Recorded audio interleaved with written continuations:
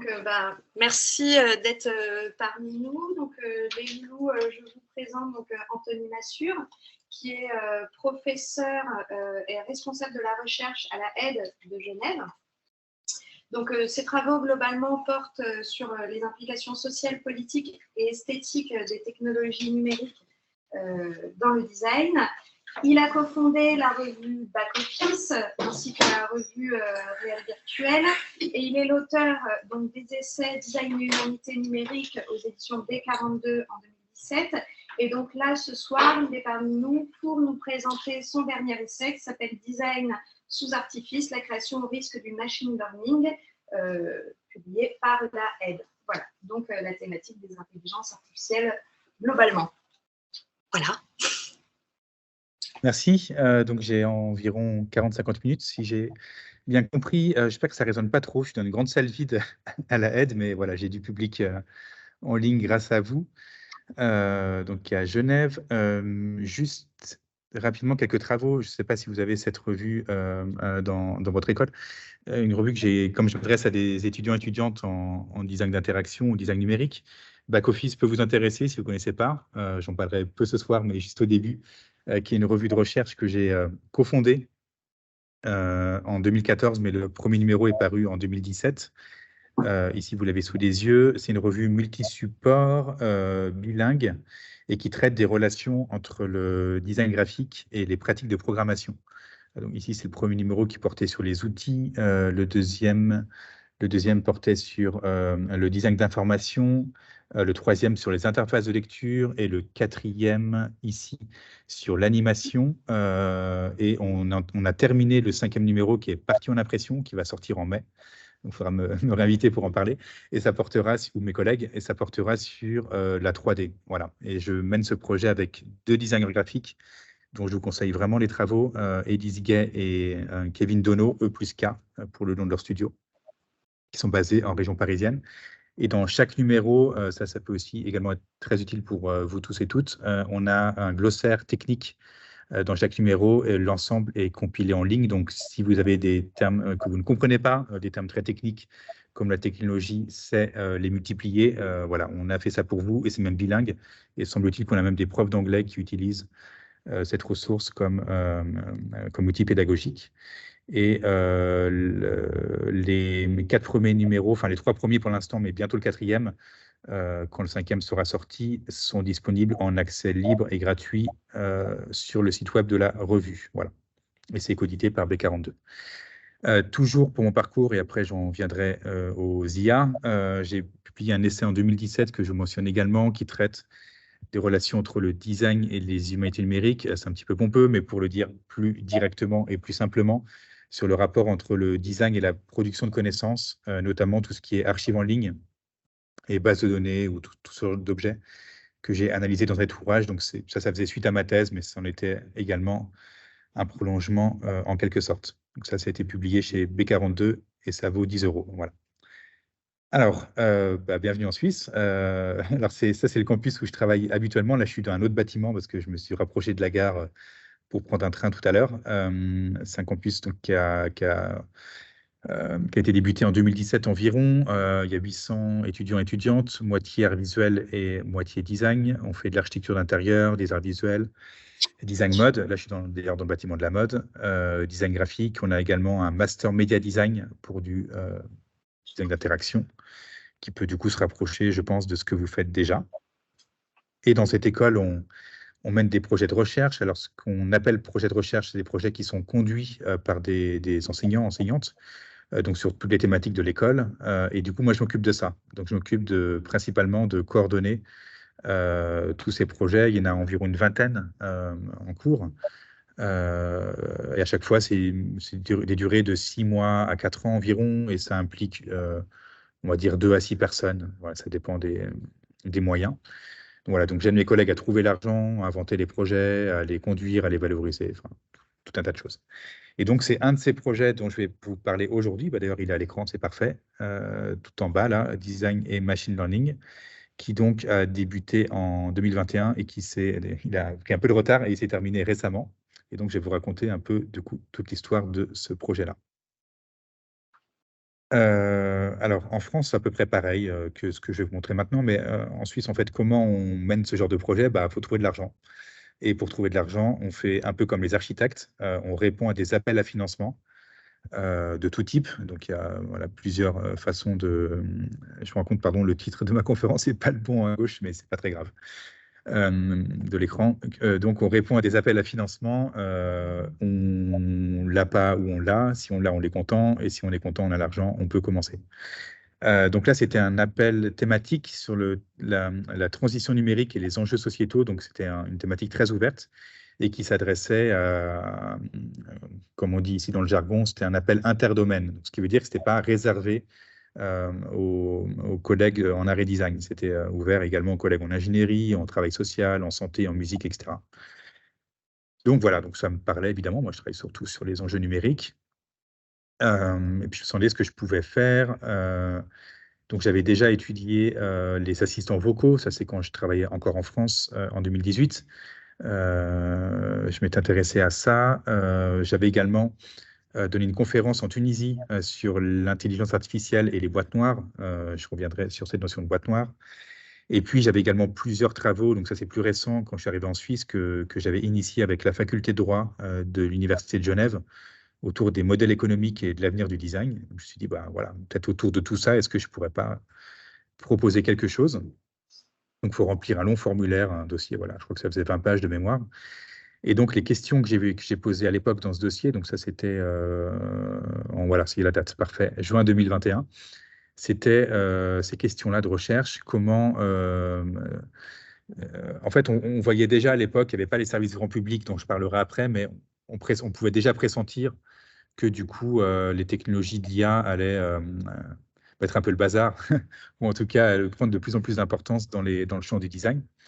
Et puis, avec une disproportion de moyens. C'est-à-dire que c'est des moyens énormes pour créer ce genre de technologie. Et quand vous êtes designer graphique ou designer d'interaction, vous travaillez tout seul, toute seule, ou avec quelques personnes, disons 4 personnes pour les studios moyens, 2 à 4 personnes.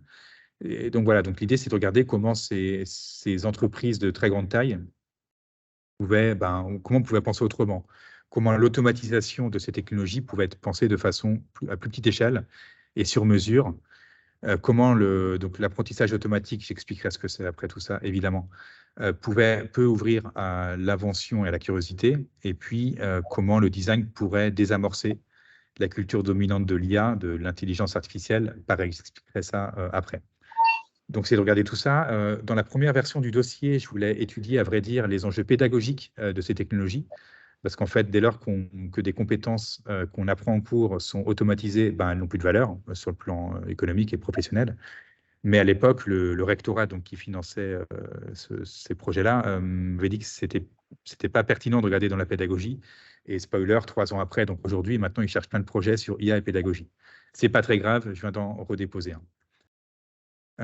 Alors, pour ce projet, donc, on l'a obtenu. Donc, du coup, on s'est plutôt centré sur les pratiques professionnelles plus que sur la pédagogie. Du coup, donc on était content d'avoir eu cet argent et de pouvoir commencer à travailler. Donc, je l'ai conduit avec ma collègue Alexia Mathieu, qui est responsable du master Media Design à la aide. Donc, vraiment, allez voir ce que fait ce master, c'est tout à fait passionnant.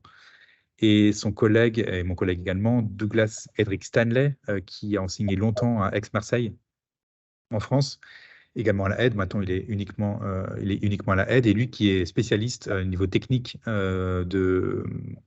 des IA, mais pas seulement. C'est un touche à tout. Voilà, il maîtrise beaucoup de langages de programmation. C'est important parce qu'on voulait que dans ce projet, il y ait une dimension pratique. J'y reviendrai après. C'est vraiment un projet de recherche-création, ce qu'on fait beaucoup à l'école.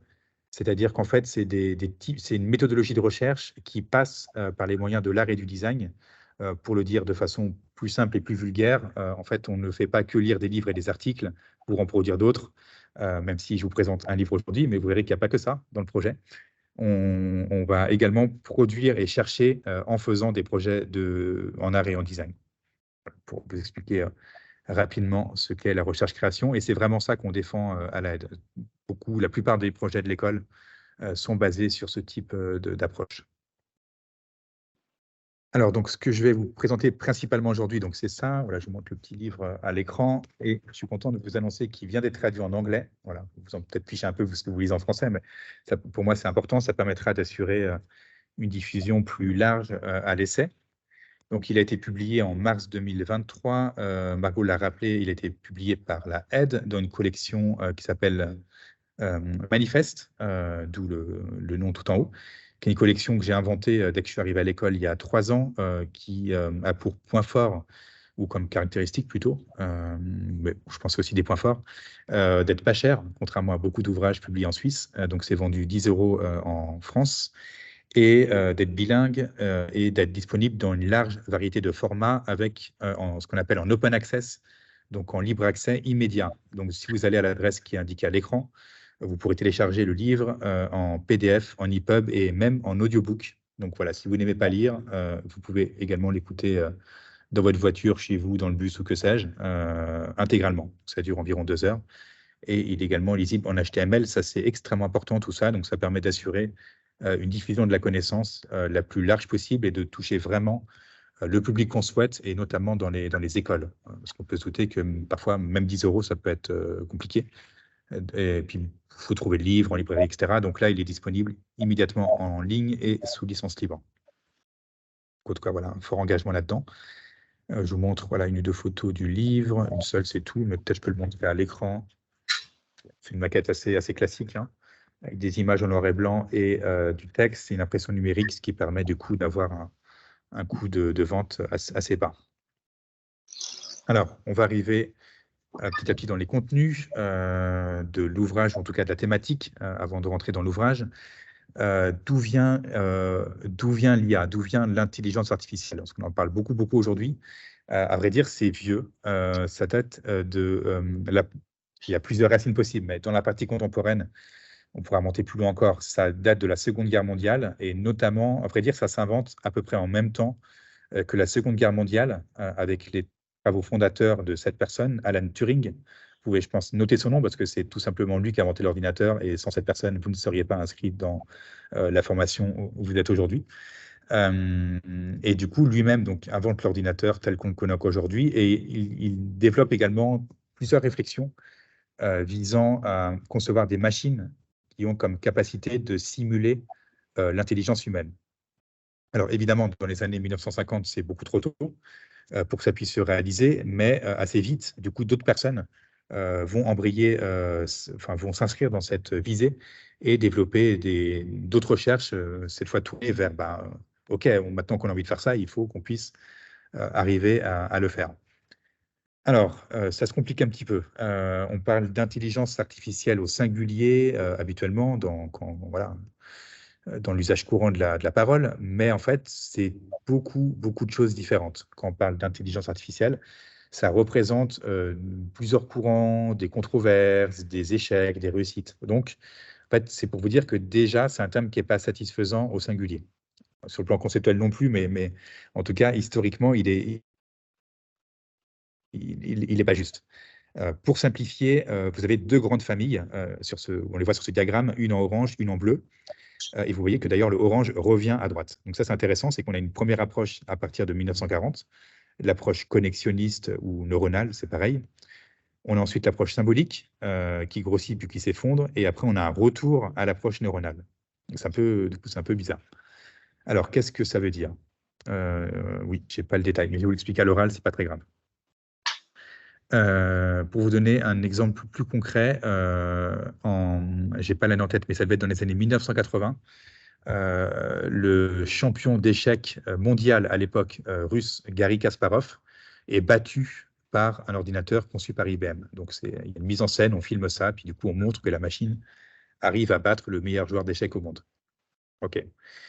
Même situation, même mise en scène plutôt, ça devait être en 2000, j'ai plus la date exacte, mais en tout cas, année 2010 environ. Donc, le champion de Go, cette fois coréen, se fait battre du coup au jeu de Go, qui est un jeu de dames inventé en Asie, par du coup toujours une machine, cette fois conçue par Google. Et du coup, pareil, voilà, la machine peut battre l'être humain. Sauf qu'en fait, ça ne marche pas du tout pareil. Vous pouvez dire, c'est pareil, c'est un ordinateur, ça a battu l'humain.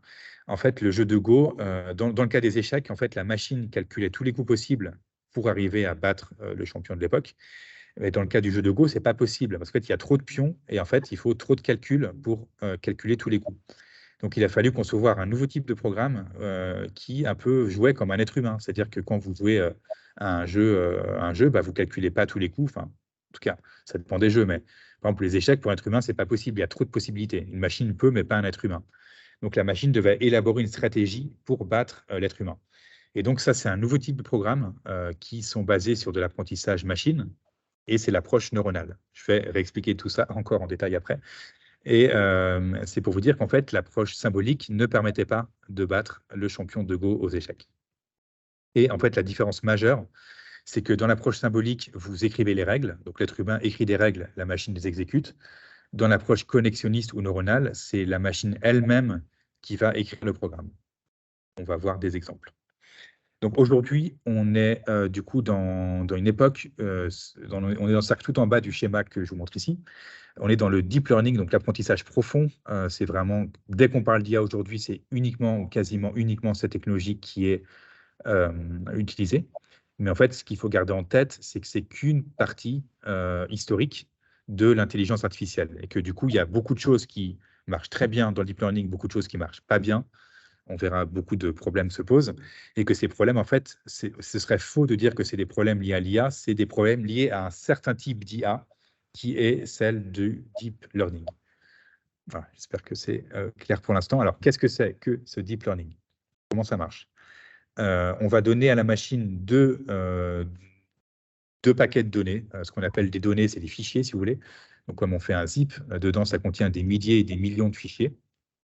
Imaginons qu'on va y reconnaître si une photo contient un chat. Voilà, donc c'est une question simple pour un être humain. En fait, pour une machine, c'est assez compliqué cette question parce que si on voulait être dans l'approche symbolique, il faudrait définir ce qu'est un chat dans une image. Alors c'est compliqué, vous allez dire, bah, c'est facile, un chat, ça a des poils, ça a deux pattes. Alors oui, mais il y a plein d'animaux qui répondent à ça. Donc il faudra rentrer dans une précision, puis le chat, il peut être pris dans un angle de vue où il n'a qu'une patte. Ça ne veut pas dire qu'il est amputé, ça veut dire que la patte est hors champ. Ou il peut être vu de dos, il peut être vu en plongée, il peut être flou. Donc oui, il y a tout un... Donc décrire ce qu'est un chat dans une image, en fait, c'est à peu près impossible. Donc, il va falloir trouver une autre stratégie. Il va falloir apprendre à la machine à reconnaître s'il y a un chat. Si on ne sait pas le définir, il faut que la machine puisse apprendre elle-même. Donc, on va lui donner des millions de fichiers qui ont des chats. Alors, vous allez me dire, mais comment la machine sait qu'il y a un chat ou pas dans l'image? En fait, on va lui donner la réponse. Sur que les images seront accompagnées de métadonnées. Ce qu'on appelle des métadonnées, c'est des petits fichiers texte qui accompagnent le fichier d'image. Et donc, c'est un descriptif, si vous voulez, c'est comme une légende. Donc, la machine a la réponse. Elle sait si l'image contient un chat ou non. Alors, comment vous allez me dire, autre question, comment ont été faits ces fichiers et qui a donné la réponse? Si ce n'est pas la machine qui a donné la réponse, bah, c'est des êtres humains. Voilà. C'est des êtres humains qui ont légendé des millions d'images pour donner les réponses. La machine ne peut pas elle-même arriver au résultat si on l'aide pas au démarrage. C'est un peu, la métaphore, c'est un peu comme un enfant à qui on apprend à parler ou à marcher, si vous voulez. Donc, elle a des millions de photos qui contiennent des chats et la machine a la réponse qu'il y a un chat dedans. Et on lui donne des millions d'autres photos, n'importe quoi. Ça peut être du coup des images qui ont des chats, des images qui n'ont pas de chat, partiellement un chat, des chiens, des voitures ou j'en sais rien. Et donc, en fait, la machine va comparer ces deux blocs de données pour petit à petit élaborer elle-même un programme informatique qui va permettre après de reconnaître pour n'importe quelle autre image s'il y a un chat ou non. Donc, c'est la machine elle-même qui va écrire le programme qui va arriver au résultat donné. Donc, comment ça va faire? Elle va découper la tâche en plusieurs strates qu'on voit à l'écran, là, les barres verticales, qu'on appelle des couches, d'où l'expression d'apprentissage profond, parce que plus il y a de couches, plus c'est puissant, plus ça prend de temps aussi. Mais après, ces couches, elles ne sont pas signifiantes pour l'être humain. Donc, on pourrait dire, bah, elle va déjà identifier s'il y a des poils, s'il y a des yeux, s'il y a des pattes. En fait, la machine ne va pas tout à fait, ne raisonne pas comme un être humain, en fait, ça ne marche pas comme ça. En fait, on peut juste mesurer si la machine arrive au résultat ou si elle n'y arrive pas ou si elle y arrive partiellement. Mais on ne peut pas expliquer comment elle arrive au raisonnement. Pourquoi on ne peut pas expliquer? Parce qu'en fait, le programme n'est pas écrit par un être humain. Et donc, c'est une boîte noire. Donc, on peut juste connaître le résultat sans savoir comment la machine est arrivée au résultat. Donc, si vous m'avez bien suivi après cette introduction un peu abstraite, du coup, on peut mesurer l'efficacité mais en cas de problème, on ne peut pas auditer le programme. Alors, quelques exemples. Donc ici, un exemple similaire à celui que je vous ai énoncé, pardon. Ici, on veut trouver si une image contient un chien ou un muffin. On voit que le taux de confiance est de 36% seulement. Donc, on voit que c'est encore compliqué pour certaines tâches. Donc là, on est dans la reconnaissance de forme. Là, on rentre dans les usages du deep learning. Donc, la reconnaissance de forme, c'est vraiment l'usage principal. Reconnaissance faciale également. Il y a aussi la reconnaissance vocale. Et tout ça est utilisé notamment par des entreprises comme Tesla. Vous avez sans doute entendu parler des voitures dites autonomes, ou en tout cas sans pilote. Ça, typiquement, ça ne pouvait pas marcher sans ce type de technologie. Également, la reconnaissance des spams. Donc, dans votre boîte mail, quand vous avez des messages indésirables qui sont triés, ça, c'est pareil. Ça ne peut pas fonctionner sans ce type de technologie parce que énoncer des règles qui permettent de trier les spams, c'est extrêmement compliqué. Donc, il faut que la machine puisse apprendre elle-même à reconnaître si c'est un courriel indésirable ou non.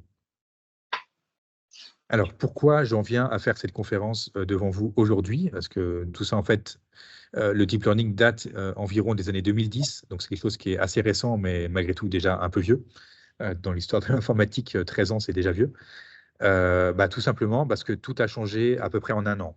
En un an, on a eu l'apparition de plusieurs services grand public, à la base orientés création. Donc, le premier important, c'est DALL-E, qui a été lancé en janvier 2021, qui sert à générer des images, qui existent toujours d'ailleurs, évidemment. Suivi 6 mois après de Midjourney, même type de programme pour générer des images également. Et puis, celui qui a vraiment attiré l'attention du grand public, parce que les deux premiers s'adressaient plutôt à des personnes dans le champ de l'image, on va dire, ou qui avaient besoin d'images, c'est ChatGPT. Là, je suis à peu près certain que vous en avez entendu parler, ou que vous l'utilisez déjà pour remplir tout un tas de devoirs que vous demandez au professeur. Ça, c'est apparu en novembre 2022. Donc, on voit que là, on est en un an et demi, ou en 6 mois, en tout cas, si on prend ChatGPT. Du coup, tout a changé. Et c'est vraiment là qu'il y a eu une explosion de l'intérêt du grand public et des médias pour les IA et que ça a mis le bazar dans tout un tas de champs professionnels et également dans la pédagogie. J'y reviendrai en conclusion de ma conférence. Comment ça marche Midjourney? Vous travaillez à partir de prompts, P-R-O-M-P-T-S, donc c'est des requêtes textuelles. Des requêtes, c'est des instructions, donc c'est du texte. J'essaie d'éviter le jargon au maximum, pour que ça soit clair pour vous. Donc, vous dites, par exemple, je veux une image représentant 2 personnes âgées qui tiennent un parapluie devant un autobus new-yorkais. J'essaie de refaire le prompt à l'envers dans ma tête pour l'image de gauche. Image de droite, atelier d'artiste, de peintre, style, je ne sais pas, impressionniste ou classique. Et donc, Midjourney va vous proposer plusieurs images générées. Et après, vous pouvez choisir dans ces images celle qui vous plaît le plus. Donc, comment ça marche Midjourney ou ChatGPT? Peut-être expliquer ChatGPT, ça marche pareil. ChatGPT, c'est pareil, on fait une requête de texte. Donc ici, par exemple, là, je suis étudiant en radiologie, j'ai un cours sur les technologies, mon prof me demande de concevoir blablabla. Peux-tu m'aider?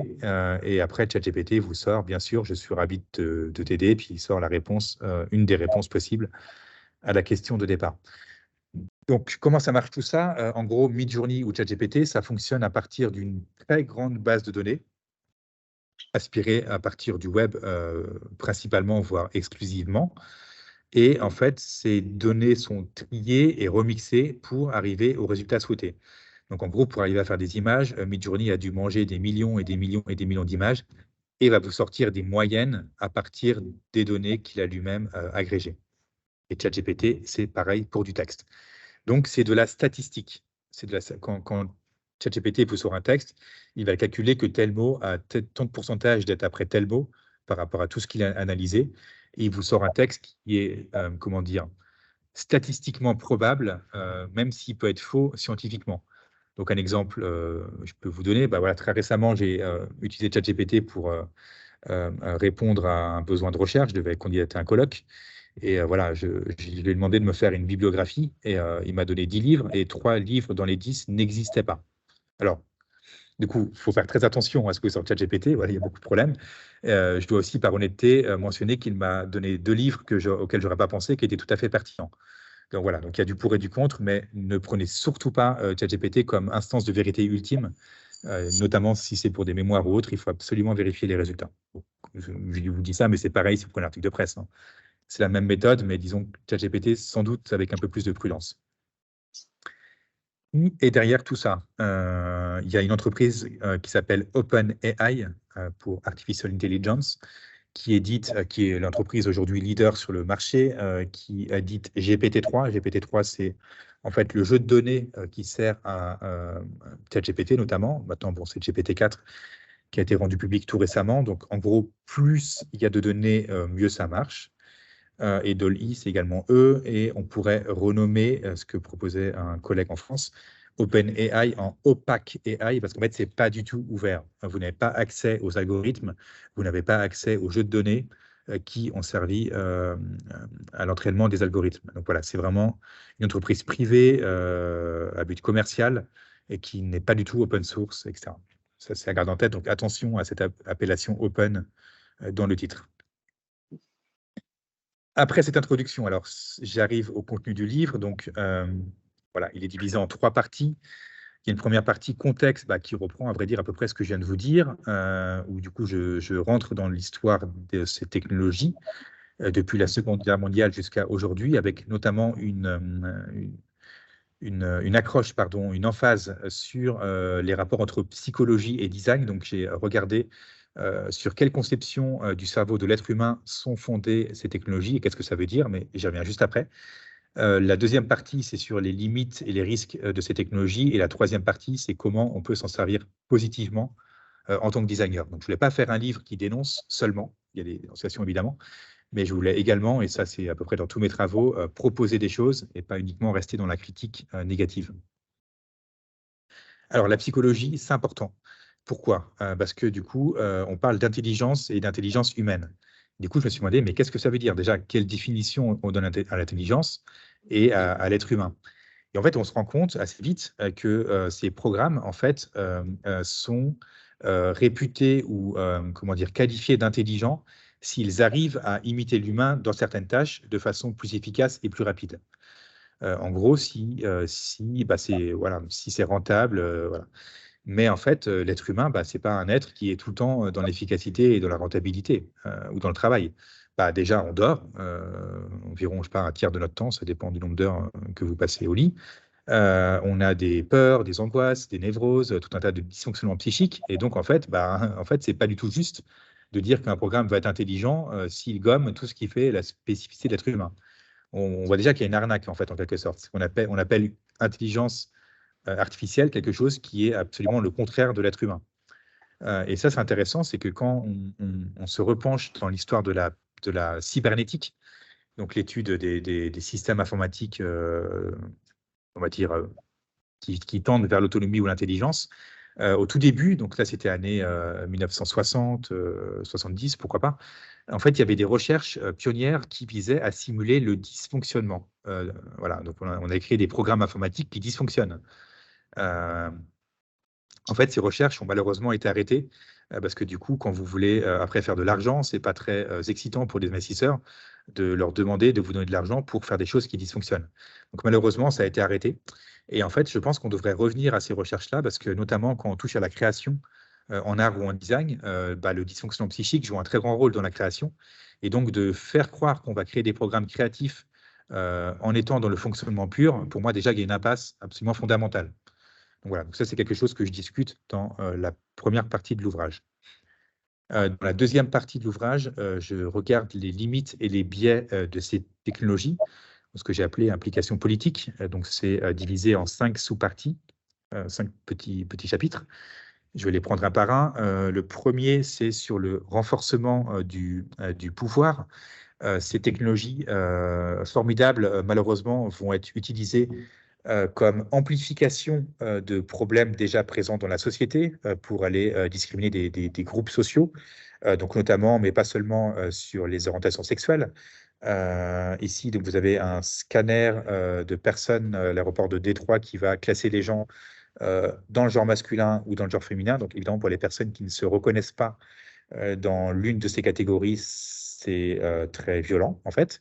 Le même problème va se passer pour des groupes ethniques, les programmes étant entraînés sur des populations majoritairement blanches, À peau blanche, les personnes avec d'autres types d'origine vont être discriminées également par ces technologies. Donc, tout récemment, enfin, c'est pas récemment, c'est il y a quelques années, environ 5 ans, pour vous donner un exemple plus concret, Google Photos, donc, qui est un programme de Google pour stocker vos photos et faire de la reconnaissance de forme, avait identifié une personne noire comme un gorille. Et ça, c'était il y a 5 ans. Voilà, donc je vous laisse en tirer les conclusions que vous voulez. On pourrait dire, alors il y a plusieurs après conclusions qu'on peut tirer de ce que je viens de dire. On pourrait dire, c'est pas les programmes qui sont racistes, mais c'est la société. Alors c'est pas tout à fait faux, ou les personnes qui sont derrière les programmes, ce qui est déjà un peu plus juste. Mais en fait, c'est ce qu'il faut garder en tête que ces programmes et ces technologies ne sont pas neutres.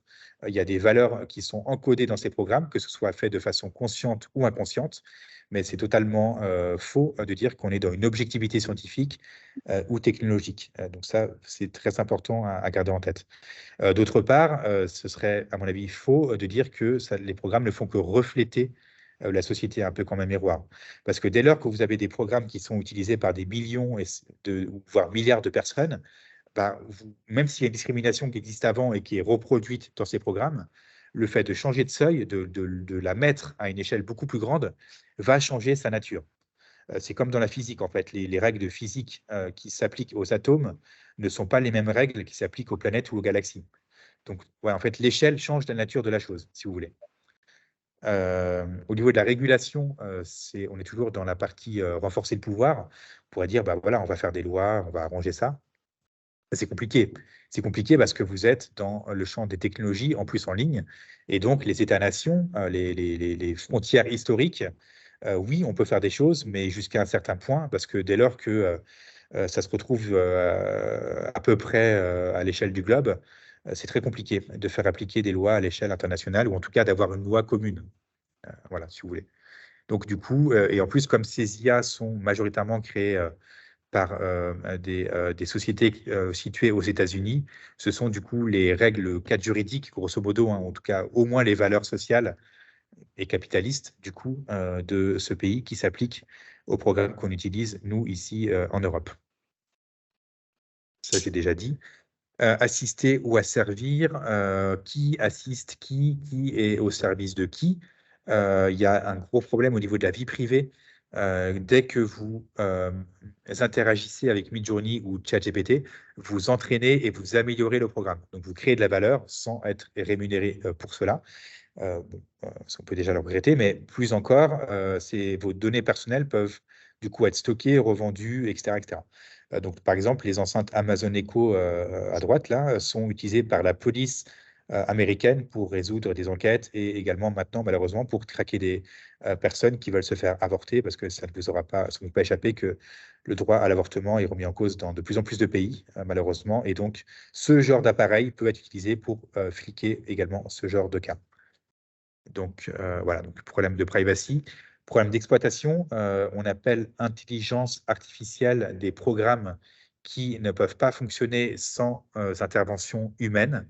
Par exemple, ChatGPT emploie, c'est un grand mot, on va dire, exploite, ce serait plus juste, des travailleurs situés au Kenya, voilà, vous avez une photo à droite, qui servent du coup à ce programme à fonctionner, ou également en Chine, etc. Donc, il faut toute une main-d'œuvre invisible et sous-payée à l'autre bout du monde pour faire croire que la machine fonctionne toute seule. Donc ça, si vous voulez creuser cette question, je vous renvoie aux formidables travaux du sociologue Antonio Casilli, qui a merveilleusement étudié ça. Il appelle ces personnes les prolétaires du clic. Donc c'est pour ça que vous voyez qu'il y a déjà une double arnaque. On appelle intelligence des programmes qui fonctionnent tout le temps, sauf que l'être humain ne fonctionne pas tout le temps, donc c'est pas tout à fait intelligent. Et en plus, on appelle artificiel quelque chose qui n'est pas artificiel à deux titres. D'une part, il faut des êtres humains pour que ça fonctionne, pour entraîner le programme, c'est-à-dire pour notamment étiqueter les images, les textes, vérifier les bugs.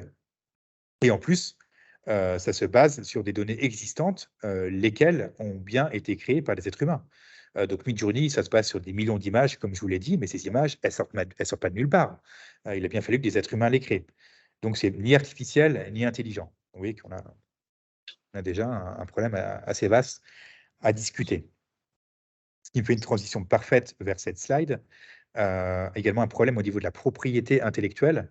parce que toutes les images qui ont été aspirées par ces entreprises, la plupart, c'était de façon illégale. Donc, notamment, il y a beaucoup d'artistes qui, du coup, se sont plaints d'avoir leurs travaux, ou designers, pareil, dépossédés, et du coup, ben, maintenant, mis dans des bases de données énormes avec une difficulté à les enlever. Donc, il y a beaucoup de procès en cours à ce niveau-là, et je suis cela de près avec mon collègue juriste à Genève. Si vous voulez, dans les questions, on pourra revenir sur cette partie juridique que je ne vais pas développer aujourd'hui. Plus important, je ne sais pas, mais en tout cas, autre risque et autre biais, plus lié à la création, cette fois en soi, les stéréotypes des méthodes de conception. C'est-à-dire qu'en fait, on va schématiser des méthodes de création qu'après on va appliquer. En fait, l'idéal, en tout cas la promesse, par exemple, du Midjourney, c'est de dire vous appuyez sur un bouton et on vous donne votre image. Mais à vrai dire, aucun designer un peu sérieux ne travaille comme ça. Vous allez évidemment vous renseigner sur le contexte, discuter avec votre client, questionner le budget, reformuler la demande. Bref, vous allez faire tout un travail d'étude, de discussion très précieux qui va vous amener par la suite à proposer quelque chose de réfléchi et de pertinent.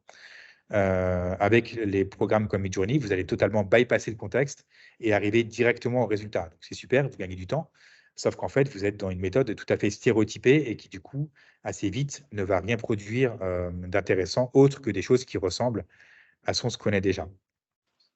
Mais ça fonctionne. Encore une fois, ça fonctionne. Et donc, pour des images, à vrai dire, qu'on pourrait qualifier de moyennes ou de simples, ben, effectivement, si vous êtes positionné là-dessus en tant qu'illustrateur, ça va être compliqué de trouver des clients parce que, en fait, beaucoup de clients, malheureusement, ne cherchent pas l'originalité et la création, mais quelque chose qui ressemble à ce que fait le voisin ou la voisine. Ce qui, du coup, nous ramène à cette citation de l'artiste et designer John Maeda, dont, pareil, si vous ne connaissez pas son travail, vraiment notez son nom, c'est quelqu'un d'incontournable dans le design numérique, qui du coup, alors lui, il disait ça en 1995, à une époque où on était au début des logiciels de création comme Photoshop ou InDesign. Il disait à l'époque, donc John Maeda, il est difficile de distinguer le designer assisté par ordinateur. Là, il fait référence notamment à l'expression publication assistée par ordinateur. Donc, il est difficile de distinguer cette personne du designer assisté par un ordinateur. Les designers ne définissent plus la culture, ils doivent se conformer à une culture définie par les évangélistes des technologies. Nous sommes très proches du point où le designer moyen n'a plus rien à vendre qui vaille la peine d'être acheté. Alors, c'est un peu déprimant comme citation, je vous l'accorde, mais on verra qu'avec les IA, du coup, c'est vrai et c'est pas vrai. Effectivement, si vous vous positionnez vers des tâches d'exécution et de répétition, ben, malheureusement, je dois vous le dire tout de suite, ça va être très compliqué pour vous, notamment en début de carrière, ce qui est votre cas, de faire valoir une valeur économique. Donc, autrement dit, il va falloir que vous vous positionnez sur des tâches que la machine ne sait pas faire, ou sait peu faire, ou sait mal faire. C'est une question qui doit impérativement se poser à vous dès aujourd'hui, en fait. Mais je peux vous aider à savoir identifier ces secteurs-là.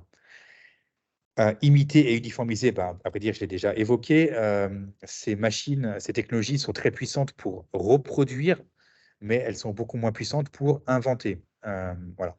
Donc ici, un exemple qui a, à vrai dire, un peu lancé l'attention des médias sur ces technologies, c'était cette initiative, The Next Rembrandt, une impression 3D sur toile rendue publique en 2016. C'était une campagne de communication pour une banque qui s'appelle ING. Et le projet a été conçu par Microsoft. Alors, comment ça marche? Qu'est-ce que c'est? En fait, Microsoft a fait manger à une machine tous les tableaux de Rembrandt pour après lui demander d'en faire un nouveau à la façon de Rembrandt. Donc, c'est un tableau de Rembrandt qui évidemment n'a jamais peint, qui a été rendu public et donc imprimé sur toile. À vrai dire, même le tableau aujourd'hui n'a pas été peint, c'est une impression 3D. Donc, plusieurs problèmes dans cet exemple. Bah déjà, ce n'est pas une œuvre, mais c'est une image d'œuvre. Ça, c'est un point très important. Donc, il n'y a pas de travail avec la matérialité. Donc, c'est comme si la peinture était quelque chose qui était totalement abstrait des couches matérielles, du châssis, des pinceaux, etc. Et ce qui, évidemment, est très problématique parce que l'idée, bien souvent dans la création, vient du contact avec la matière. Donc là, c'est comme si on pouvait créer sans matière, un peu comme Dieu, si vous voulez. Et autre embûche, comment dire, on s'extasie devant la capacité d'une machine à créer un nouveau Rembrandt, sauf qu'en fait, si on réfléchit 2 secondes, des Rembrandts, il y en a déjà des centaines dans le monde, on n'a pas le temps de les voir, et puis à vrai dire, on s'en fiche. Enfin, je veux dire, on n'a pas, enfin, quel intérêt d'utiliser la technologie la plus puissante dans l'histoire de l'humanité pour recréer quelque chose qui a plusieurs siècles et qui est déjà présent dans la plupart des musées du monde. Donc c'est pour ça que dans le livre, de façon un peu provocante, je me demande, si je propose d'appeler réactionnaires des technologies qu'on appelle aujourd'hui révolutionnaires. Réactionnaires au sens où c'est tourné vers le passé et vers la reproduction efficace du passé. C'est pour ça que moi, je suis pas du tout impressionné par dire, voilà, une machine fait une musique comme le ferait un être humain, une musique fait un tableau comme je sais pas qui. À vrai dire, je m'en fiche. Moi, ce qui m'intéresse, c'est le jour où une machine pourra inventer quelque chose qu'un être humain n'aura pas fait dans le passé ou n'aurait pas fait dans le passé. Et c'est vraiment là qu'on verra la puissance. Tant qu'on est dans la reproduction, pour moi, ça n'a pas grand intérêt intellectuel, en fait, à vrai dire, ou créatif. Et donc, c'est pour ça que je pense qu'il faudrait moins penser en termes de remplacement, la machine versus l'humain, que de recouvrement. Et c'est plutôt ça qu'on fait aujourd'hui, d'imiter des choses sans qu'on puisse distinguer ce qui est fait ou non par la machine. Ce qui m'emmène au dernier point de ce deuxième chapitre. On confond en fait création et production. Création au sens biblique. Voilà, Dieu dans la Genèse, donc dans la Bible, voilà, crée l'être humain, ou tout le monde d'ailleurs, par la parole. Voilà, le verbe et puis la chose. Et dans les prompts, c'est pareil. Vous verbalisez, puis vous avez la chose. Alors que la production, c'est tout à fait autre chose. La production, c'est, bah, voilà, vous prenez une feuille de papier, vous dessinez, vous manipulez du code, un microcontrôleur, un joystick, du textile ou que sais-je. Et l'idée va naître de ce contact avec la matière, ce qui est absolument une évidence quand on étudie le design. Et pourtant, ces programmes qui prétendent remplacer les designers prétendent également pouvoir se passer de la matière. Je vais passer là-dessus parce qu'on n'aura pas le temps. Ce qui m'emmène à la troisième et dernière partie du livre, potentialité créative. Donc là, dans cette partie, du coup, ben, une fois qu'on a analysé tous les risques, les limites et les biais de ces intelligences artificielles, gardez en tête que ces programmes également ne sont pas du tout limités au champ de la création. Là, j'ai beaucoup insisté sur les images, notamment parce que moi, mon objet d'étude, c'est le design, mais beaucoup d'applications ne sont pas liées directement à ça. Ça peut être dans la santé, dans la finance, dans l'immobilier. Donc, c'est vraiment dans tous les secteurs qu'on retrouve ces technologies avec les mêmes problèmes que ceux que j'ai évoqués. Et donc, dans cette dernière partie, et à vrai dire peut-être la plus importante et la plus originale de l'ouvrage, l'idée, c'était de regarder qu'est-ce qu'on peut faire d'intéressant avec ces technologies. Une fois qu'on a tout dénoncé, ok, c'est très bien, c'est important, mais ben, l'idée, c'est pas de décourager les gens non plus de leur métier. Donc, quels sont les potentiels qu'on peut révéler? Pour cette partie-là, avec mes 2 collègues sur le projet, on a réalisé une série d'entretiens avec une vingtaine de studios dans toute l'Europe qui, du coup, travaillent de façon prospective avec ces technologies. Donc, c'est des studios de design graphique et de design d'interaction qui vont utiliser le deep learning ou le machine learning dans une approche ouverte et prospective, c'est-à-dire notamment en mettant les mains dans le cambouis. Donc, ce n'est pas des gens qui vont être avec ChatGPT ou Midjourney, pas du tout. C'est des gens qui vont eux-mêmes concevoir leur système, leur programme, voire leur jeu de données. Et donc, on a tiré une synthèse que dans le livre, j'ai rassemblée en 5 axes. Enfin, il y a également des axes que j'ai moi-même proposés, ce n'est pas uniquement basé sur les entretiens. Le premier axe de travail, c'est sur la standardisation. Donc, une fois qu'on a dit que la machine était très forte à reproduire, à imiter, et qu'on arrivait dans un monde où on allait créer que des images moyennes ou des moyennes d'images, c'est à peu près pareil, en fait, on pourrait retourner ça. On pourrait se dire, mais si la machine est très forte pour créer des choses standardisées ou similaires, on pourrait l'utiliser pour mesurer ou pour objectiver ce qui est déjà standardisé dans notre quotidien. Parce qu'en fait, beaucoup de choses sont déjà des répétitions. On n'a pas attendu ces programmes pour créer des répétitions. Je vous donne un exemple que vous connaissez. Par exemple, si vous prenez Walt Disney, les films de Walt Disney, en fait, il y a beaucoup de séquences dans ces films qui sont des copier-coller d'un film à l'autre. Alors, évidemment, ce n'est pas tout à fait des copier-coller. Un serpent dans le livre de la jungle peut se transformer en un autre animal dans un autre film. Mais en fait, le plan est exactement le même. Et donc, on pourrait utiliser, par exemple, des programmes de deep learning pour analyser les films et de dire, tel film de Walt Disney, il est à tant de % original et tant de %, c'est des choses qui sont reprises. Un autre exemple, cette fois, qui a été réalisé dans le champ de la mode. Vous connaissez sans doute la marque de luxe Balenciaga. Et donc ici, c'est un travail réalisé par l'artiste Robbie Barat, qui a mis dans une machine, du coup, beaucoup d'images des collections précédentes de Balenciaga pour pour faire générer à la machine une nouvelle collection Balenciaga, donc fictive. Ça, c'était en 2018. Et donc, cette collection a été saluée par des experts de la mode comme plus intéressante que ce que fait Balenciaga habituellement, notamment parce que la machine, en fait, ne réfléchit pas avec les contraintes économiques et même pratiques euh, avec les mêmes contraintes que la marque. Par exemple, sur l'image de droite, vous voyez qu'il y a une espèce d'excroissance sur le pantalon, un peu comme un sac. Et donc, bah, typiquement, peut-être qu'un styliste de Balenciaga n'aurait jamais eu l'idée de faire une jambe qui contient une espèce de sacoche, quoi, si vous voulez. Et donc, ça met en évidence deux choses, que bah, paradoxalement, la machine peut être moins formatée que du coup des designers de mode chez Balenciaga, et que du coup, bah, il y a déjà aussi une très forte standardisation à l'œuvre chez cette marque ou dans la mode en général, et qu'en fait, ce serait faux de dire qu'on a attendu les IA pour créer des choses déjà répétitives. Donc ça, c'est le premier axe sur du coup si vous voulez, les coefficients d'originalité ou les coefficients de standardisation. Deuxième axe, sur la simplicité, il y a toujours cette promesse dans la technologie de vous simplifier la vie, de vous faire gagner du temps. Et il y a aussi une expression qu'on entend souvent, c'est de dire mais c'est plus naturel. C'est plus naturel de parler à la machine ou d'interagir avec du texte. Voilà, comme ChatGPT, vous lui posez la question comme un ami ou un collègue et ChatGPT vous répond. Plusieurs objections possibles. Bah, déjà, le langage humain n'est pas naturel. Vous naissez, vous ne savez pas parler. C'est culturel, c'est éminemment culturel. Et en plus, suivant les groupes sociaux, l'éducation, les pays ou autres, ben, on ne parle pas de la même façon, évidemment. Du coup, pour vous montrer que c'est important de problématiser ce champ-là, ici, je vous montre un de mes projets de design préférés qui a été créé par Kate Crawford et Vladan Joler, deux chercheurs dans le champ des technologies. Ils ont analysé tout ce qu'il faut pour une enceinte Amazon puisse fonctionner, les enceintes connectées. Donc, c'est ces enceintes, comme j'ai montré tout à l'heure, hein, on parle, ça vous répond. Donc la promesse de l'enceinte, c'est de dire bah, c'est beaucoup plus simple en termes d'interaction de parler à une machine plutôt que d'utiliser un clavier. Et en fait, ce que montrent ces deux personnes, c'est que oui, peut-être c'est plus simple côté usage, mais en fait, ça nécessite une complexité absolument gigantesque pour arriver à cette simplicité finale.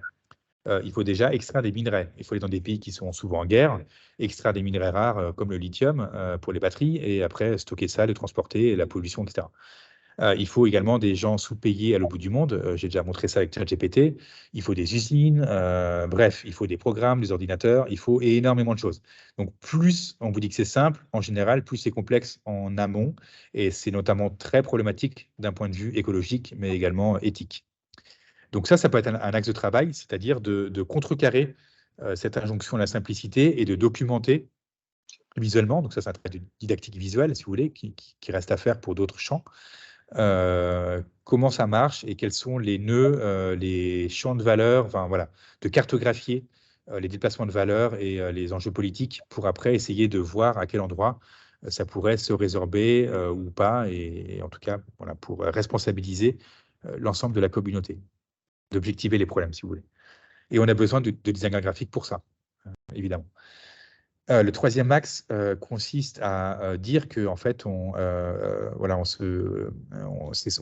on nous promet souvent que ça marche, que c'est parfait, etc. En fait, souvent, ça bug et ça marche pas très bien. Et donc, ce serait de jouer avec les limites et les bugs de la prédiction. Je vous montre un exemple ici. Donc, c'est deux designers, Simone Rebodengo et Sami Nimela, qui ont un studio qui s'appelle Oyo, OIO. Donc, je vous conseille absolument les travaux. C'est à vrai dire, je pense, les personnes qui font les choses les plus intéressantes avec le machine learning aujourd'hui. Donc, c'est des gens qu'on a interrogés dans le cadre du projet de recherche. Et ici, dans cette initiative, Made in Machinae, rendue publique en 2018, ce qu'ont fait ces personnes, c'est qu'ils ont créé deux datasets, donc deux jeux de données. Un premier jeu de données est basé sur l'environnement chinois de la ville de Shenzhen. C'est la Silicon Valley chinoise, si vous voulez. Donc, c'est une ville-usine où sont produits à peu près tout ce que vous avez aujourd'hui en technologie. Donc, ça va de la micropuce aux drones, aux ordinateurs, etc. Donc, il y a un site qui s'appelle Alibaba, qui est le Amazon chinois. Donc, ils ont aspiré tout un tas de données de Alibaba. Donc, ils ont fait un premier paquet de données avec ça. Et ils ont fait un deuxième paquet de données avec le design, on va dire, des pays du Nord. Donc, type IKEA. Ils ont inspiré, pareil, tout un tas de meubles, d'objets de cette culture-là. Donc, c'est deux cultures techniques très différentes. Et après, ils ont demandé à la machine de les mélanger, pour créer des sortes de chimères d'objets. Et donc, ça a donné des choses comme ça.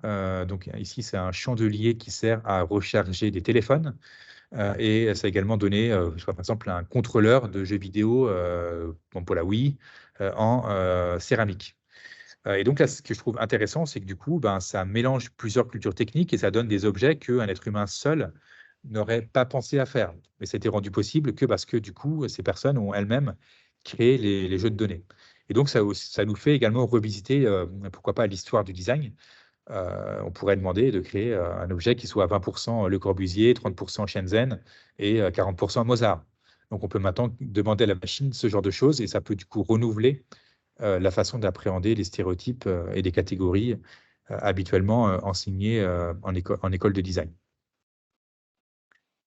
Donc ça, c'était le troisième axe que je propose dans l'ouvrage. Le quatrième est sur la traduction, traduction de code culturel. Alors, la traduction, c'est un très vieux concept, notamment utilisé en littérature. Donc, vous traduisez un texte du français à l'anglais. Si c'est un texte utilitaire, maintenant, une machine, ça ne peut pas le faire. Si c'est un texte littéraire, c'est plus compliqué, évidemment. Mais dans tous les cas, ça reste une langue, on va dire, une langue humaine à une autre langue humaine. Avec ces programmes, on peut aller bien au-delà. On peut traduire du texte en images, par exemple. Alors évidemment, ce serait du coup une toute autre nouvelle conception de la traduction qu'il faudrait expliciter. Ici, je vous montre un travail de l'artiste Grégory Chatonsky, qui a créé du coup, qui a fait générer des poèmes par une machine et qui a après demandé à un autre programme de générer des images à partir des textes qui eux-mêmes du coup étaient générés.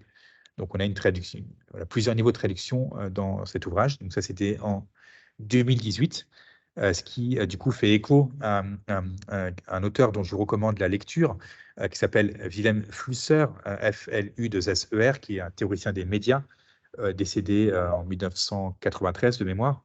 Et du coup, lui-même avait élaboré une théorie de la traduction tout à fait fascinante. Il se demandait ce que ça voudrait dire de traduire, par exemple, Mozart en architecture. Alors, à son époque, ce n'était pas possible, voire même absurde. Mais aujourd'hui, on peut demander ce genre de tâche à une intelligence artificielle. Et donc, ça peut être super intéressant, du coup, de questionner cette notion de traduction. Autre exemple que je vous donne, donc ici, un travail réalisé par les designers graphiques Kevin Ono et Elise Gay, avec qui je fais cette revue Back-Office, dont je vous ai montré des photos tout au début de mon intervention. C'est un catalogue qu'ils ont réalisé pour l'exposition sur les intelligences simulées, qui c'est artificielle, disons, mais l'appellation est plus juste, hein. Moi, j'aime beaucoup cette appellation intelligence simulée. Donc, c'est un catalogue d'exposition qui s'est tenu au Centre Pompidou il y a quelques années. Et donc, pour ce catalogue, Kevin et Elise ont conçu un programme d'annotation machinique, deux programmes à vrai dire. Un premier programme qui a servi à faire le lettrage des titres principaux. Donc, c'est un programme statistique qui imite l'écriture manuscrite ou le ductus, comme on dit dans le jargon. Et ici, vous avez autre chose, là, vous voyez ces petites bulles. C'est un autre programme d'annotation qui va repérer des mots et établir des espèces de corrélations sémantiques dans l'ouvrage. Donc, c'est comme s'il y avait une espèce de machine qui avait annoté, un peu comme peut le faire un être humain, le catalogue entier d'exposition, un peu comme une surcouche algorithmique, si vous voulez. Donc ça, pour moi, ça pourrait aussi être considéré, dans un sens élargi, évidemment, comme une forme de traduction. Et enfin, il me reste environ un quart d'heure, puis après on prendra les questions. La dernière axe de travail que je propose dans l'essai, c'est d'inventer des nouveaux modes de collaboration, plutôt que de réfléchir en termes de concurrence et de remplacement, voire même de grands remplacements. Je n'emploie pas cette expression innocemment parce que, notamment en France, ce sont plutôt les partis d'extrême droite qui aujourd'hui parlent de technologie. Il y a un autre débat, mais si vous voulez, on y reviendra dans les questions. Donc, plutôt que de réfléchir en ces termes-là, les studios qu'on a interrogés dans l'essai réfléchissent plutôt en termes de collaboration. Donc, qu'est-ce qu'on pourrait faire de nouveau avec ces machines et s'en servir, pourquoi pas, comme partenaire de travail. Donc, ça, c'est revenu beaucoup dans les entretiens.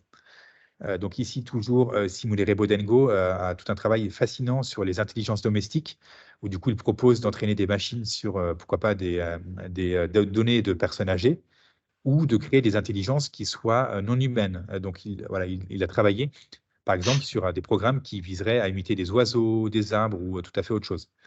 Et donc là, on est sur des approches beaucoup plus ouvertes et moins mimétiques que ce qui est fait habituellement dans le champ commercial. Ici, un autre travail de l'artiste Raphaël Bastide, qui du coup s'est enfermé dans une galerie d'art en 2016 pour une performance. Du coup, l'idée, c'était de créer une sorte de double machinique de lui-même et de confronter après son travail d'artiste aux résultats produits par la machine pour s'en servir un peu comme un sparring partners ou comme un jumeau, d'où le titre Twins de l'œuvre d'art. Et le sac de couchage à droite, du coup, voilà, c'était là. C'était parce que Raphaël, du coup, dormait à l'époque dans la galerie. Et dernier exemple dans ce champ-là, toujours sur ces idées de collaboration avec la machine ou de travail avec la machine, un workshop qui s'est tenu dans mon école à la Aide à Genève en 2020, un workshop qui s'appelait Thinking Machine, qui a été du coup initié par Alexia Mathieu, avec qui j'ai fait le projet. Le brief du workshop, c'était de concevoir un flux de travail prospectif tourné vers l'avenir du design graphique. Et donc, ce qu'ont proposé les étudiants et étudiantes, c'est du coup de travailler sur le domaine des contes, des récits fictifs, et d'avoir un livre qui, à la fin, contient des contes et des illustrations, le tout mis en page. Et en fait, pour arriver à ce résultat, c'était compliqué. Il a fallu créer comme une suite de programmes ou tout un workflow assez complexe. Donc, il fallait déjà trouver le thème, générer le texte, le mettre en page, l'illustrer, etc., etc. Et donc, en fait, ça, on ne peut pas faire quelque chose d'aussi complexe uniquement avec du machine learning. Il faut utiliser plusieurs types de programmes et parfois même avoir des interventions humaines. Et du coup, ça montre qu'en fait, le machine learning peut être intéressant à certaines phases d'un projet et pas à d'autres. Et en fait, ça peut aussi être intéressant de mélanger plusieurs époques techniques ou plusieurs types de programmes avec des paradigmes totalement différents pour du coup arriver à des résultats plus ouverts et plus exploratoires, si vous voulez. Alors, il me reste un petit quart d'heure. J'ai fini pour ce qui est de mon essai. Donc, en conclusion de ma conférence, voilà, donc ce titre, Essai ou projet de design, point d'interrogation, parce que le livre est le rendu principal de mon projet, mais n'est pas le seul rendu. C'était un projet, comme je l'ai dit au tout début, de recherche-création. Donc, on a exploré ces enjeux du machine learning par plusieurs autres livrables que l'essai. Donc, je vais vous montrer le premier. Voilà, je vais me mettre quitter le plein écran. Donc, on a fait un site web pour valoriser tous ces livrables qui a été conçu par mon collègue Douglas et Eric Stanley. Donc là, vous devriez voir capture d'écran, enfin, pardon, le site web en partage d'écran. Donc, le site web contient le descriptif du projet, contient les entretiens dont j'ai parlé. Donc, vous pouvez tout consulter ici pour les détails, si vous voulez les versions complètes. Contient également mon ouvrage qui peut être lu ici sur le site. On peut fermer n'importe quelle palette ou la rouvrir si on veut la remettre. Donc, c'est conçu comme un petit système d'exploitation qui ressemble à vos ordinateurs. Et alors, ça sera plus intéressant maintenant. On peut prendre n'importe quelle partie de mon livre. Donc, je vais prendre, par exemple, peut-être pas ce passage-là. Je vais en prendre un autre. On va aller où? Ouais, on va aller ici, tiens, par exemple. Zalando. On va aller sur Balenciaga, tiens, par exemple. Comme je vous avais parlé de ça. Donc, je prends une citation ici de l'artiste Robbie Barat que j'ai mis dans le livre. Donc, voilà, donc, j'ai cliqué sur une petite icône. Donc, j'ai surligné la station. J'ai cliqué sur une icône de petit robot. Et en fait, c'est ChatGPT qui va compléter la partie que j'ai sélectionnée ici de mon livre. Là, il est en train de réfléchir. J'espère que ça a marché, sauf si ça a planté. Mais je vois que ça met un peu de temps. Bon, si ça plante, j'ai un plan B, mais on va le laisser réfléchir. Ici, il y a des parties qui, en fait, sont déjà... voilà, ça marche. Et donc là, ChatGPT complète automatiquement mon livre. Donc, si vous n'êtes pas satisfait de quelque chose que j'ai écrit, vous pouvez demander à ChatGPT d'en proposer une autre version. Donc là, on va voir ce que ChatGPT propose. Donc, à partir d'un corpus de défilés, de catalogues et de campagnes de Balenciaga, un réseau de neurones a été entraîné à reconstruire des tenues. Il en résulte des nouvelles tenues, mais fortement inspirées des dernières années de Balenciaga. Le réseau produit des tenues étranges qui ignorent complètement les fonctions usuelles des vêtements. Donc ça, c'est l'artiste qui parle, Robbie Barat. Et donc ChatGPT propose en complément, je découvre avec vous, c'est du temps réel, Le réseau de neurones entraîné par Balenciaga a donc permis de créer des tenues complètement inédites sans pour autant s'écarter des codes de design de la marque. Ces nouvelles tenues remplacent ou étendent la fonction pratique du vêtement et offrent une certaine liberté dans sa forme et son esthétique. Elles permettent aux créatifs et consommateurs d'explorer des combinaisons uniques et inattendues et offrent à la marque une méthode innovante de créer et de dynamiser sa vision de l'esthétique et de l'expression visuelle. C'est plutôt pas mal, je trouve. C'est plutôt assez convaincant. Parfois, ça l'est moins. Et on voit qu'ici, vous avez une image qui est en fait générée par DALL-E à partir d'une combinaison de la phrase d'origine et de la phrase générée par ChatGPT. Voilà, ça peut paraître simple maintenant que je vous le montre ici en live, mais c'était extrêmement compliqué pour mon collègue à implémenter sur le site. Voilà, c'est pour ça que le projet a pris environ 6 mois de retard. Je vais retourner dans les slides, ici dans Figma. Voilà, donc ça, c'était un des livrables du projet, donc le site web dédié. Autre livrable, une campagne de communication que j'ai confiée à Kevin Dono et Elise Gay, dont j'ai déjà parlé. Je leur ai dit, voilà, l'ouvrage va sortir. Je leur ai donné une carte blanche pour créer une campagne de communication pour annoncer la sortie de l'ouvrage et le projet en général. Et donc, ils m'ont proposé un concept assez radical, comme je leur avais demandé de s'amuser et d'explorer les choses. Et en fait, ils ont utilisé DaVinci, qui est un clone de ChatGPT, pour demander à DaVinci, donc un programme textuel, ils lui ont dit, voilà, nous, on est 2 designers graphiques, on veut créer une série d'affiches, qu'est-ce que tu nous proposes? Et donc, je vais vous montrer un court-métrage 3D qui, du coup, reprend cette initiative. Ça dure environ 6 minutes. Et s'il n'y a pas de son, il faudra me le dire à l'oral parce que je n'ai pas de vue sur votre salle. Donc, si ça ne marche pas, surtout dites-le moi, puis je vais trouver une solution technique.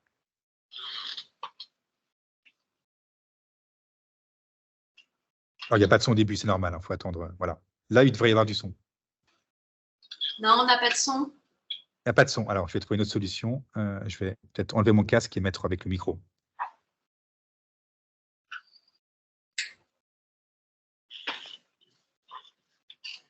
Est-ce que ça marche? Il y a du son?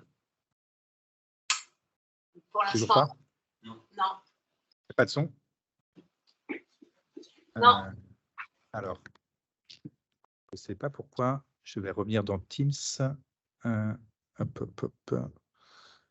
Oui, Teams là. Si je fais ça. Haut-parleur. Toujours compliqué le partage de son à distance. Miroir. Il y a quelque chose dans partager. Je vais relancer le partage. Voilà, je vais faire ça. L'écran total. Parce que là, il y a du son. Dear Da Vinci, we are graphic designers Elise Gay and Kevin Nuno. We want to explore the possible images that could convey the links between design and machine learning. How would you picture these issues and their interplay? With a Rubik's Cube. Why? This object symbolizes the complexity of machine learning and its ability to solve complex problems. That's a game. Why do you think that a game is relevant to depict machine learning and design? A Rubik's Cube is a great object to represent the complexity of machine learning because it is a game that requires problem-solving skills and analytical thinking. Just like machine learning, solving a Rubik's Cube requires an understanding of algorithms. The interaction with a Rubik's Cube requires physical manipulation.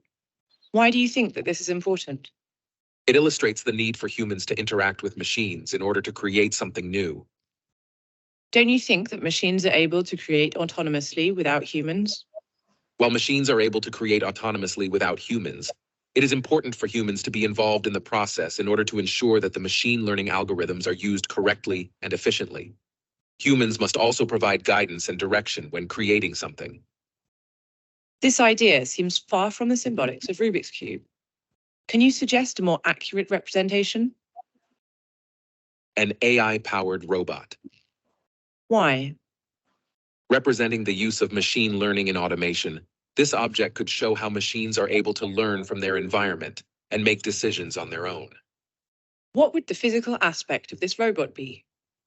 The physical aspect of an AI-powered robot could be a humanoid figure with robotic arms and legs. It could also have sensors that allow it to detect its environment and make decisions based on what it perceives. Why do you think that an organic human reference is appropriate to figure something as abstract as machine learning algorithms? It provides a tangible representation of the technology. It also serves as a reminder that machines are not just tools, but have the potential to become intelligent agents in their own right. If machines are not just tools, but can become intelligent agents of their own right, what does it mean for designers? Je vais couper le film parce que je vois que le temps file. Donc, vous voyez que ça reprend du coup le dialogue. Ça met en scène du coup un dialogue entre du coup Kevin et ce programme DaVinci. Et du coup, après, vous retrouvez des extraits de ce dialogue du coup dans cette suite d'affiches qui du coup servent à annoncer la sortie de l'ouvrage. Voilà, donc vous pourrez aller voir la vidéo complète sur YouTube. J'arrive à la conclusion parce que du coup, j'ai envie aussi également d'écouter vos questions. Donc voilà, campagne de communication, site web et l'ouvrage sont les principaux livrables du projet. Et maintenant, qu'est-ce qu'il en est au niveau de l'école, de la aide? On a mis en place un plan d'action IA dans mon école. Alors, on en faisait déjà avec notamment le Master Media Design, mais on est en train du coup désolé, j'ai YouTube qui tourne en arrière-plan, donc je dois juste couper le son de YouTube, sinon ça me détruit les oreilles. Hop, et hop, voilà, ça devrait mieux marcher comme ça. Non, toujours pas. Est-ce que c'est ça? Bon, je sais pas, j'avais du son qui sortait de l'enceinte. Voilà, donc on va mettre en place un cours transversal pratique sur l'IA qui va durer 3h30 par semaine, pardon. Également un colloque qu'on va faire d'autres projets de recherche. Et ce que j'ai fait depuis l'ouvrage, c'est ce que vous voyez à l'écran, c'est un état de l'art sur l'IA et la pédagogie. Donc du coup, je reviens à ce que j'avais dit au départ, donc l'idée d'étudier les implications pédagogiques de ces programmes. Donc avec une stagiaire ici à Genève, on a réalisé un état de l'art assez complet de plus de 40 articles. Je vous montre à l'écran ce que c'est. On voit toujours l'écran? Oui, je crois que ça marche, le partage d'écran. Sinon, vous me dites dans l'oreillette. Du coup, vous avez les idées clés, une synthèse, etc. Et du coup, l'idée à partir de tout ce travail préparatoire d'état de l'art, c'est de lancer un nouveau projet qui viserait à concevoir des exercices pédagogiques à faire avec l'IA. Parce qu'en fait, ici, je ne sais pas qu'est-ce qu'il en est dans votre établissement au niveau du rectorat, mais ici, on a eu une prise de position du rectorat, c'était en janvier, donc 3 mois après ChatGPT, qui disait, voilà, on ne va pas l'interdire et faites-en bon usage dans la pédagogie, etc. Bon, très bien. Mais en fait, on n'a pas expliqué aux collègues, enseignants, enseignantes, comment faire. Donc, l'idée du projet que j'aimerais lancer, ce serait de créer un manuel d'exercice pédagogique qui serait testé dans plusieurs écoles, pourquoi pas chez vous également, et après d'en tirer des conclusions positives ou négatives pour la pédagogie et d'observer quelles compétences peuvent du coup être prises en charge par ces programmes, quelles compétences ne peuvent pas, quelles compétences devraient être du coup renforcées ou minorées, etc.